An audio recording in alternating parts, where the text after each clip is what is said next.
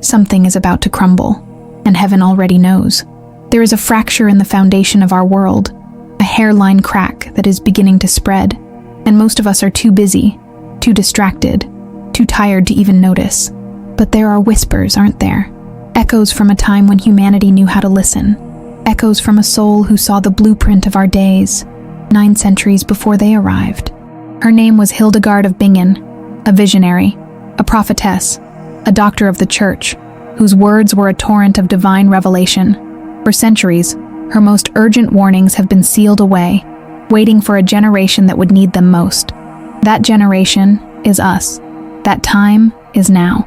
The forgotten voice of this holy woman is breaking through the static of our age, not as a relic of the past, but as an alarm for our immediate future. She insists you must know the truth, because the time for blissful ignorance is over. A great shaking is coming, and only those who are anchored will withstand the storm. If this message has already found a resonance deep within your soul, if you feel that inexplicable pull toward something greater, then do not ignore it. That is the first sign.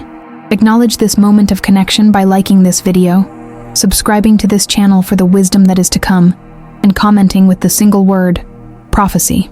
Let it be a declaration that you are ready to listen, ready to understand, and ready to receive. You are not here by accident. Every choice, every trial, every quiet prayer has led you to this very second. You might feel like you are just one person, a tiny boat on a vast and churning ocean. You might feel that the powers shaping the world are too immense, too impersonal, too far beyond your control.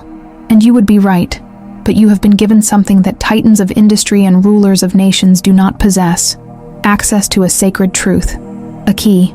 Hildegard was shown the mechanics of our time, the spiritual warfare being waged in the unseen realms, and the precise nature of the collapse that precedes a new beginning.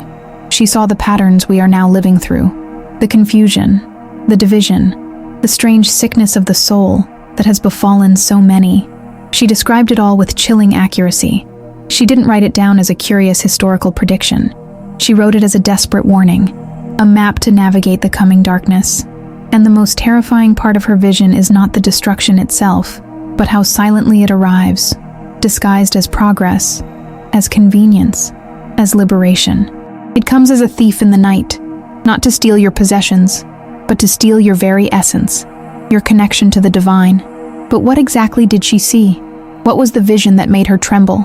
And why is its message being unsealed for your eyes, for your heart, right now? 2. Let us speak directly, heart to heart. How long have you been waiting? How long have you felt a quiet ache in your spirit, a sense of anticipation for something? A sense that the world as you know it is a stage play, and the curtain is about to fall. You have prayed in silence. You have cried in rooms where no one could see you. You have asked God for a sign, for a clear path, for a single ray of light in the fog. And so often, the only answer you received was more silence. A heavy, profound stillness that felt like an absence. But what if that silence was not an absence, but a preparation? What if it was a hollowing out, creating a space inside you that could finally be filled with what is coming? You have felt the weight of the world, the sorrow of 1,000 unspoken tragedies, the loneliness that comes from being awake in a sleeping society. You have watched as things you once held sacred were mocked, as truth became relative, as the very ground beneath your feet seemed to turn to sand. This feeling is not your imagination. It is your soul's response to a spiritual reality. It is a holy sensitivity. Hildegard understood this ache. She knew the pain of being a vessel for a message far too large for one human heart to contain. She understood the isolation of seeing what others could not. And in her writings, she speaks to you, the one who feels this way. She says that this period of waiting, this long night of the soul, is not a punishment. It is a gift. It is the calibration of your spirit to a higher frequency. It is the training ground for the role you are meant to play. But in this process, a subtle enemy has been at work. It has tried to weave a veil of doubt over your heart, a veil of hopelessness, of spiritual fatigue. It whispers to you that your prayers are bouncing off a brass ceiling, that you are alone, that your deep sense of unease is just anxiety, a chemical imbalance, something to be medicated away, to be ignored. It wants you to believe you are insignificant, It wants you to give up, to fall back asleep, to accept the comfortable lie that everything is fine. But everything is not fine, and your soul knows it. That is why you are here. That is why this message is reaching you. The time of silent waiting is ending, and the time for seeing is beginning. The ache you feel is the birthing pain of a new consciousness. It is the sign that you are not broken, but that you are breaking through. And it was in this exact state of sanctified stillness, in the deepest part of her own sacred silence, that Hildegard was given the vision that would define her life, and perhaps our future. 3. Imagine a woman in a stone cell, nearly 1,000 years ago. The world outside is one of swords and plagues, of kings and peasants. But inside, the universe is unfolding. Hildegard is not seeing with her eyes. She describes it as a light within her soul, a screen upon which God himself projected the truth. She called it the shade of the living light. And in this light, the vision began. It was not a gentle unfolding, but an explosion. She saw a great mountain, representing the established order of the world. It seemed strong, permanent, immovable. But from the north, a tempest gathered, a storm of such fury that it had no earthly equivalent. It was a storm of conflicting ideologies, of cold-hearted ambition, of spiritual decay. And as this storm crashed against the mountain, she did not see a simple erosion. She saw the mountain begin to glow from within, with a sickly, corrupt light. The very stones were becoming diseased. Then, from the heavens, a great light appeared, so pure and so brilliant that it made the sun look like a candle. It was not a light that merely illuminated. It was a light that was a living substance, a force of pure truth. This light did not attack the mountain. It simply revealed what was already there. It showed the cracks, the rot, the hollowness within. It showed the structures that people trusted. The institutions they believed in were nothing but a hollow shell. And as this light intensified, a sound began to echo from the ends of the earth. It was a sound that was both terrifying and glorious. Do you know what it was? It was the unmistakable blast of a trumpet. It was not a sound of war in the human sense, but a sound of divine declaration. It was a celestial announcement that a period of grace was ending, and a time of reckoning was at hand. The trumpet's call was shaking the very atoms of the corrupt mountain, and the people living upon its slopes were thrown into a state of utter confusion. They ran in every direction, some trying to patch the cracks with useless materials, others simply falling into despair. They couldn't understand what was happening, because they had been taught to trust the mountain, to believe in its permanence. But the light revealed the truth, and the trumpet announced the consequence. Hildegard trembled as she watched, because she understood that this was not a story from the past. It was a prophecy for a future time when humanity would become so arrogant, so self-reliant, that it would build its entire world upon a foundation of lies. And what was truly at stake in this vision was far, far greater than she could have ever imagined. 4. What was truly at risk? It was not buildings of stone and steel. It was not economies or political systems. Hildegard saw that the true target of this celestial storm was something deeper, something far more precious. It was the very roots of humanity's connection to God. In her vision, as the mountain of worldly power began to crumble, she saw a creeping threat that was even more insidious. She saw a strange fire, not a hot, purifying fire, but a cold, dark fire that did not burn upwards towards the heavens, but downwards into the earth. It was a fire of apathy, of nihilism, of sophisticated despair. This fire was not consuming branches, but was systematically burning the roots that anchored the human soul to the divine. The roots of faith, the roots of family, the roots of ancestral wisdom, the roots of sacred tradition. It was a spiritual arson, designed to leave humanity adrift, unmoored, floating in a sea of meaningless chaos. Can you feel this today? Have you not seen it with your own eyes? The sacred bonds of family being redefined into temporary contracts, the wisdom of the elders being dismissed as outdated bigotry, the search for truth being replaced by the celebration of personal opinion. This is the cold fire at work. It promises freedom, but delivers slavery to the lowest impulses. It promises enlightenment, but delivers a profound and empty darkness. Hildegard saw that once these roots were sufficiently burned, humanity would become hollowed out. People would walk, talk, and work, but their inner life, their spirit, would be gone. They would be husks, easily manipulated, easily controlled, completely cut off from the source of their own strength and salvation. This is the ultimate danger. Not a physical apocalypse, but a spiritual one. A silent extinction of the soul, happening one person at a time, one family at a time, one community at a time. The vision showed that this process would accelerate to a terrifying speed just before the end of an era. It would be a time of great noise and distraction, a carnival of chaos designed to keep everyone from noticing the fire burning beneath their feet. But you have noticed, haven't you? You have felt the ground give way. You have sensed the hollowness in the promises of the modern world. And that is why, before this process becomes irreversible, before the last root is severed, Hildegard's message insists that you must do one thing. You must stop, just for a moment, and disconnect from the noise. Before this happens, you need to stop right now. 5. This is not a metaphor. I want you to do this with me, right now. Find a place where you can be undisturbed, even if it's just for the next 2 minutes. Turn off the notifications on your phone. Sit down. If you can, close your eyes. If you cannot, simply soften your gaze and look down. Now, place your right hand over the center of your chest, over your heart. I want you to take the deepest breath you have taken all day. Breathe in through your nose, slowly. 1, 2, 3, 4. Feel your lungs expand. Feel the air as a gift of life. And now, hold it for just a moment, and exhale slowly through your mouth. 1, 2, 3, 4, 5, 6. Let the tension leave your shoulders, your jaw, your hands. Let's do it again. A deep, conscious breath in, filling yourself with stillness, and a long, slow breath out, releasing the noise and the anxiety of the world. Now, with your hand on your heart, and your breathing slow and steady, I want you to listen, not with your ears, but with your soul. Listen past the hum of the refrigerator, past the traffic outside, past the frantic chatter of your own thoughts. Listen to the great and holy space that lies beneath all that noise. I want you to enter the profound silence. This is the place the world is terrified of.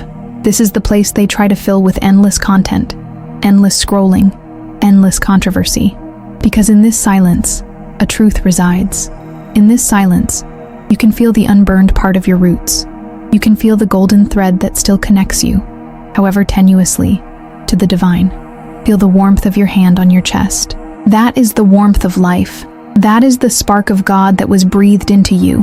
For a moment, let that be the only reality. The world and its fears are outside. The crumbling mountain is outside. The cold fire is outside. But in here, in this sacred sanctuary of your own being, there is peace. There is an indestructible core of truth. This is the place from which you will fight. This is the ground you will stand on. This is the anchor that will hold you in the storm. Feel it. Acknowledge it. Honor it. This is your true home. Hildegard knew that all revelation, all strength, all clarity is born from this intentional retreat into the sacred quiet. It is not an escape. It is a preparation for battle. Now that you have felt this, now that you have touched the eternal part of yourself, you have to decide what you are going to do with it. 6. What you just touched was not merely a feeling of relaxation. It was a connection. You stepped for a moment into the same river of truth that Hildegard herself bathed in. Her voice, echoing across 900 years, is not just the voice of one woman. It is the voice of the eternal, speaking through her, and now, speaking to you. She was a conduit, an open channel, and she is teaching you how to become one too. She is showing you that the ability to hear God is not a special gift, reserved for a few chosen saints in dusty books. It is your birthright. It is a faculty of the soul that has been allowed to atrophy, deliberately suppressed by a culture that fears what it cannot control. The worldly powers want you to believe that you need them as intermediaries. They want you to trust their experts, their fact-checkers, their approved narratives. They want you to believe you are incapable of discerning truth for yourself. But Hildegard's entire life is a testament to the opposite. She was a woman in a world run by men, a mystic in an age of rising legalism, and yet she spoke with an authority that humbled bishops and advised popes. Where did this authority come from? It did not come from a library or a university. It came from that place of silence you just visited. She became a living portal, a gateway through which divine wisdom could flow into a world starving for it. Her life is a promise to you, a promise that you, too, can become a source of light and truth in your own sphere of influence, for your family, for your friends, for your community. You don't need a platform. You don't need a title. You need only to cultivate that inner silence, to honor that inner connection. The message she carries is that the great battle of our time will not be won with armies or with arguments. It will be won by individuals, one by one, who choose to unplug from the machine of lies and plug into the source of all truth. It will be won by people who learn to trust the still, small voice within them, more than the roaring propaganda outside of them. The great crumbling she foresaw is not just a tragedy, it is an opportunity. It is the demolition of a prison, making way for something true and beautiful to be built. But it requires builders. It requires people who are anchored, centered, and connected. People who know who they are and whose they are. And that brings us to the most critical point of all. The visions, the warnings, the preparations, they all lead to this single moment. There is something that only you can decide right now, in the stillness of your own heart. 7. The final 37 minutes on the clock are ticking down. This is not a measure of earthly time, but of spiritual opportunity. A window is closing. Hildegard's vision was clear on this. There comes a point where the lines are drawn, where the choices become permanent. We are in that moment. The choice is not between political parties or social ideologies. It is far more fundamental. It is the choice between two realities. One is the reality of the crumbling mountain, the world built by human hands, governed by fear, distraction, and deceit. It is the world of the cold fire, consuming the roots of all that is sacred. It offers comfort, but it is the comfort of a cage. It offers security, but it is the security of a slave. The other reality is the one you just touched, the reality of the kingdom of God, which is not a place you go to when you die, but a state of being you can inhabit right now. It is a reality anchored in eternal truth, in love, in the profound peace that comes from a connection to your Creator. Choosing this second reality is not a passive decision. It requires courage. It means you may be misunderstood. It means you may be ridiculed.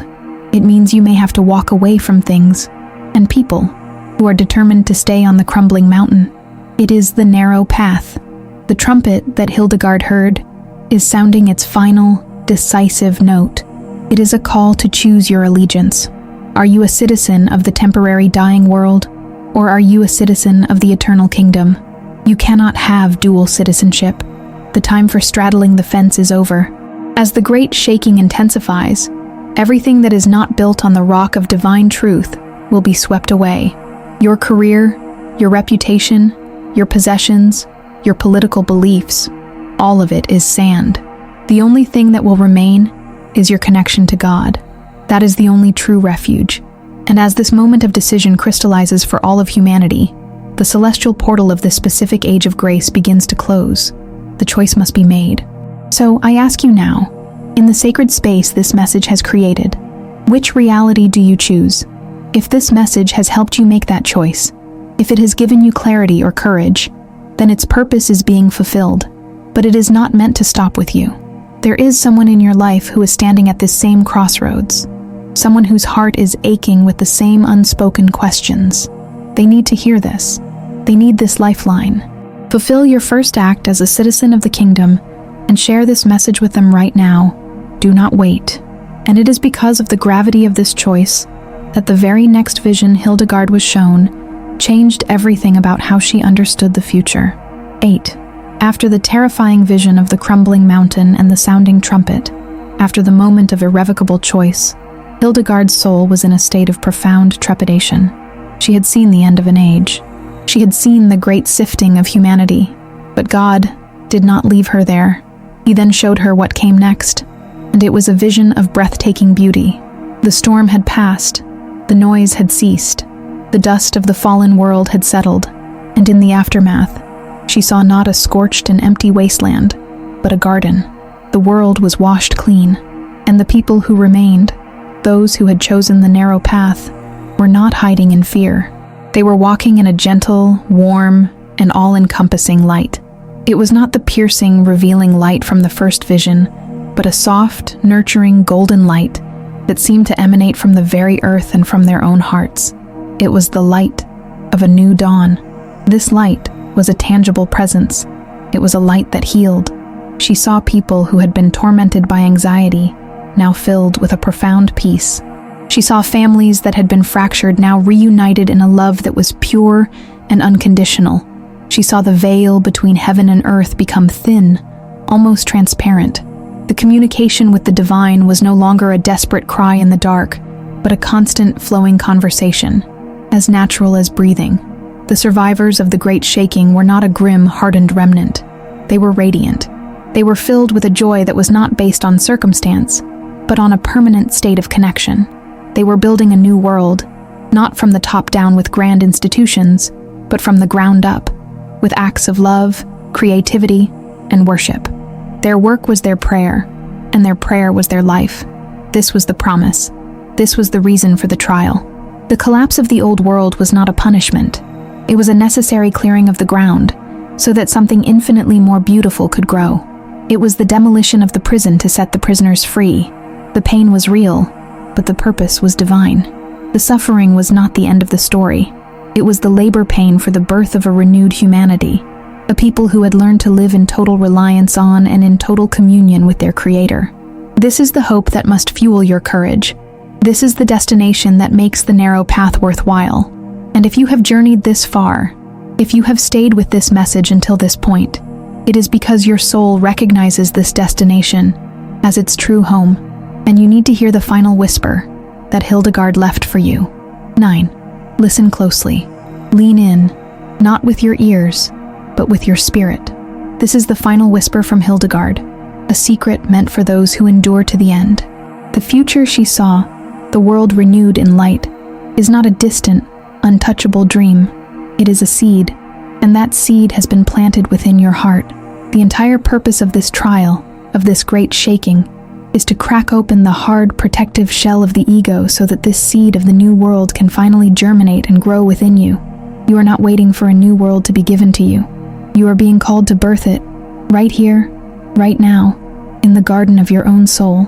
Every act of kindness in a world of cruelty, every prayer of faith in a world of doubt, every choice for truth in a world of lies, is you watering that seed. You are a microcosm of the entire cosmic drama. The crumbling mountain is your own pride. The cold fire is your own apathy. The trumpet is the call of your own conscience. And the light of the new dawn is the divine life waiting to be unleashed from within you. Do not be afraid. Do not lose heart. You were built for this time. Your soul chose to be here for this grand and terrible and glorious moment in history. The voice that spoke to Hildegard is the same voice that whispers to you in the sacred silence of your heart. Trust that voice above all others. Let it be your guide, your comfort, and your strength. The storm will rage and the mountain will fall, but you, anchored to the rock of the eternal, will stand. You will be a lighthouse for others. You will be a carrier of the flame. You will be a living stone in the new creation that is being built. This is your calling. This is your purpose. This is the truth that Saint Hildegard insisted you must know. Embrace it, live it, and become the light you were created to be. But Hildegard's visions did not end here. She still has not said everything. What she saw coming after the dawn, the next chapter in the story of humanity, will be even greater than you can possibly imagine.